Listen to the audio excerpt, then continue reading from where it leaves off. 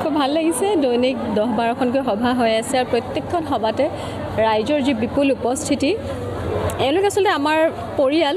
এনেকুৱা নহয় যে কেৱল মাত্ৰ নিৰ্বাচনী বতৰত আহোঁ সদায় তেওঁলোকৰ লগত থাকোঁ তেওঁলোকৰ ওচৰত আহোঁ কিন্তু তথাপিও তেওঁলোকৰ যিটো হেঁপাহ এনেধৰণে দলে বলে ওলাই আহিছে মই নিশ্চিত যে যোৱা বিধানসভাতকৈ এইবাৰ খুব অধিক ভোটত প্ৰত্যেকজন প্ৰাৰ্থীয়ে ভাৰতীয় জনতা পাৰ্টি জয়যুক্ত হ'ব কাৰণ এইবাৰ সঁচাকৈ পীযুষ হাজৰিকাদেৱে আৰু ভাৰতীয় জনতা পাৰ্টিৰ প্ৰত্যেকজন সদস্যই যি ধৰণে কষ্ট কৰিছে আৰু এতিয়া ৰাইজৰ সন্মুখত আচলতে বেলেগ কোনো প্ৰাৰ্থীয়ে নাই আপোনালোকে দেখাই পাইছে যে সভাসমূহত ইমান দলে বলে ওলাই আহিছে খুব সুখী আৰু তেওঁলোকৰ লগত সদায় থাকিম বুলি প্ৰতিজ্ঞাবদ্ধ সাধাৰণতে দেখা যায় যে সংখ্যালঘু ঐতিহ্যমূলক এৰিয়াত ভাৰতীয় জনতা পাৰ্টিৰ প্ৰতি আকৃষ্ট কম হোৱা দেখা যায়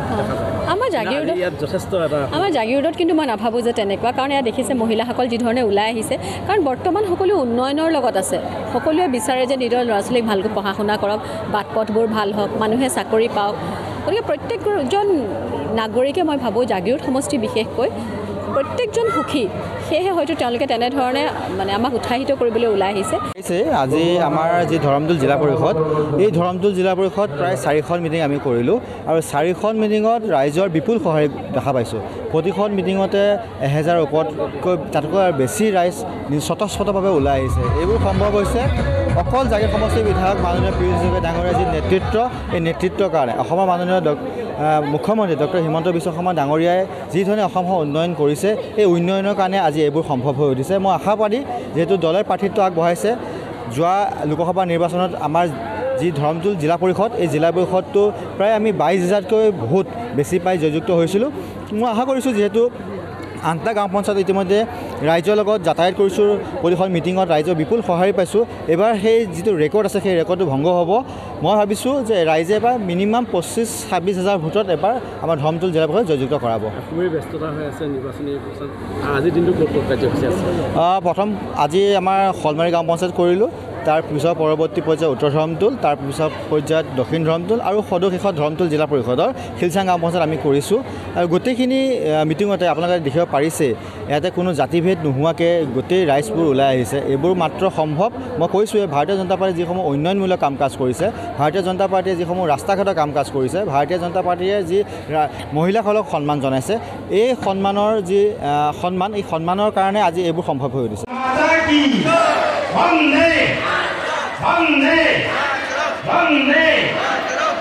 কৰ্মকৰ্তা প্ৰমুখে হোম ৰাইজৰ শীৰ্ষণত সেৱা জনাইছোঁ দুপৰীয়া এইখিনি সময়তো ভাত পানী খোৱাৰ সময় ভাত পানী দিয়াৰ সময় সেই সময়খিনিতো মহিলাসকলৰ ইমান সবল উপস্থিতিৰ বাবে পুনৰ পৰা আপোনালোকে আশীৰ্বাদ কৰে সেয়েহে মই বিচাৰোঁ যে মোৰ কথাকেইটাই যদি আপোনালোকৰ অন্তৰ চুব নোৱাৰে আপোনালোকৰ যদি বুজিব নোৱাৰে মই কি কৈছোঁ সেইখিনি অনুভৱ কৰিব নোৱাৰে তেতিয়াহ'লে এইখিনি সময় মই কথা কৈ থকাৰ কোনো অৰ্থ নাই সেইবাবে ভাষণ নহয় ঘৰুৱাকৈ দুটামান কথা ক'ব খোজোঁ ইয়াত যিহেতু মহিলা সৰহ আছে মহিলাসকলক এটা কথা কওঁ যে মহিলাসকলে ইয়াতে অৰুণোদয় পাইছে নাই বাৰু অৰুণোদয় পাইছে নেকি আপুনি ঘৰত পাইছে মানুহজনে পাইছে দিয়ক দিয়ক ধন্যবাদ পুৰুষসকলে আগুৱাই গ'ল মহিলা আগুৱাই আছে বুলি কৈছিল মহিলা হাত নাথাকে মাতো নিদিয়ে পুৰুষজনে কৈ দিয়ে পাইছোঁ বুলি এইটো কেনেকৈ হ'ব এই বাইদেউ নাই পোৱা ন বাইদেউ দুই এগৰাকী নাই পাই এগৰাকী বাইদেউ নাই পোৱা একদম সাধাৰণ কথা এইটো পৰ্যায়ক্ৰমে পাব আজি যদি কোনোবাই পাইছে আজি যদি আপুনি পাইছে কালি আপোনাৰ মায়ে পাব পৰহিলে আপোনাৰ খুৰীয়ে পাব তাৰপিছত আপোনাৰ বোৱাৰীয়ে পাব পৰ্যায়ক্ৰমে সকলোৱে পাব কাৰণ মানে আঁচনিসমূহ এনেকুৱা নহয় যে আজি একে দিনাই দি পেলাই সকলোৱে শেষ কৰি দিলোঁ পৰ্যায়ক্ৰমে যোনে যোনে পাই গৈ আছে লাহে লাহে সকলোৱে পাব আমি বহু ভাষণ শুনিবৰ কাৰণে বা তেখেতক কাষৰ পৰা লগ পোৱাৰ চাবৰ কাৰণে মই তাকে দীঘলীয়া বক্তব্য নাৰাখোঁ খুব চমুকৈ মই দুটা কথা ক'ব বিচাৰিছোঁ শ্ৰদ্ধাৰ ৰাইজ আপোনালোকে জ্ঞাত যে আমাৰ অসমৰ যিখন চৰকাৰ এই চৰকাৰখনে আমাৰ জনসাধাৰণৰ কাৰণে কিমান সংখ্যক কাম কৰিছে ইয়াতে বহি থকা যিসকল আই মাতৃ আছে এই আই মাতৃসকলক সন্মান জনাই আমাৰ এই চৰকাৰখনে অৰুণোদয়কে আদি কৰি যে লাখপতি বাইদেউ এই লাখপতি বাইদেউ ধৰণৰ বিভিন্ন আঁচনিৰে আমাক উপকৃত কৰিছে তাৰ বাবে আমি আমাৰ এই যিখন চৰকাৰ চলি আছে এই চৰকাৰখনত আমি আগুৱাই নিবলৈ লাগিব শ্ৰদ্ধাৰ ৰাইজ এইখিনিতে মই এটা কথা ক'ব বিচাৰিছোঁ আমাৰ যি ধৰমদুল জিলা পৰিষদ এই ধৰমদুল জিলা পৰিষদে 8টা পঞ্চায়তেৰে গঠিত যোৱা লোকসভা নিৰ্বাচনত আপোনালোকে আমাৰ যি প্ৰাৰ্থী আছিলে এই প্ৰাৰ্থীজনক বিপুল ভোটেৰে জাগীৰ সমষ্টি অসমৰ ভিতৰতে দ্বিতীয় স্থান ৰখাৰ উপৰিও আমাৰ যি ধৰমদুল জিলা পৰিষদ এই জিলা পৰিষদত আপোনালোকে প্ৰায় 22,000 ভোটেৰে লিড পাইছিলোঁ লিড দিছিলে তাকে পুনৰ ধন্যবাদ জ্ঞাপন কৰিছোঁ সদৌ এটা আহ্বানেৰে মই মোৰ বক্তব্য সামৰিম আপোনালোকে গম পায় যে ইতিমধ্যে পঞ্চায়ত নিৰ্বাচন চলি আছে ইতিমধ্যে যি প্ৰথম পৰ্যায়ৰ পঞ্চায়ত নিৰ্বাচন এই প্ৰথম পৰ্যায়ৰ নিৰ্বাচন পৰিসমাপ্তি ঘটিছে আপোনালোকে টিভিয়ে বাতৰি হয়তো গম পাইছে যে আমাৰ আপাৰ আছামত যি নিৰ্বাচন হৈ গ'ল এই নিৰ্বাচনত ভাৰতীয় জনতা পাৰ্টীৰ যিবোৰ প্ৰাৰ্থী আছে এই প্ৰাৰ্থীসকলে একক সংখ্যাগৰিষ্ঠতাৰে পঞ্চায়ত দখল কৰিছে আঞ্চলিক পঞ্চায়ত দখল কৰিছে বহু বিনা প্ৰতিদ্বন্দ্বিতাই জিলা পৰিষদো গঠন কৰিছে শ্ৰদ্ধাৰ ৰাইজ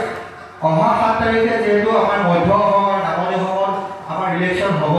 এই ইলেকশ্যনতো আমাৰ মন্ত্ৰী মহোদয়ক আপোনালোকে যি ধৰণে আশীৰ্বাদ প্ৰদান কৰি জাগীৰ সমষ্টি বিধায়ক হিচাপে নিৰ্বাচিত কৰিছে তেখেতে যি ধৰণে আপোনালোকক সহায় সাৰথি আগবঢ়াইছে ঠিক আমাকো আপোনালোকে আপোনালোকৰ বহুমূলীয়া ভোটেৰে এই শিলচাং গাঁও পঞ্চায়তৰ যি আঞ্চলিক পঞ্চায়তৰ সদস্য সন্মানীয় পম্পী পাটৰ বাইদেউ ডাঙৰীয়া আৰু আমাক যিহেতু দলে পাৰ্টিটো আগবঢ়াইছে জিলা পৰিষদত এই জিলা পৰিষদত আপোনালোকৰ এটা ভোট বহুমূলীয়া ভোট প্ৰদান কৰি আমাক জয়যুক্ত কৰি আপোনালোকে যদি সেৱা আগবঢ়াব পৰাৰ কাৰণে আমাক অলপ সুবিধা প্ৰদান কৰে এইখিনিকে আপোনালোকৰ ওচৰত বিনম্ৰতাৰ অনুৰোধ জনাই ধন্যবাদ বিয়া জন্মদিন বা আপোনাৰ যিকোনো বিশেষ অনুষ্ঠানৰ বাবে one stop solution ambience banquets আপোনাৰ প্ৰতিটো অনুষ্ঠানৰ বাবে এটাই শ্ৰেষ্ঠ স্থান Guwahati's finest and luxurious banquet hall ambience banquets perfect for every celebration. For booking, contact 7099013417 or visit 5th floor above Reliance Centro, RG Burwa Road, Guwahati.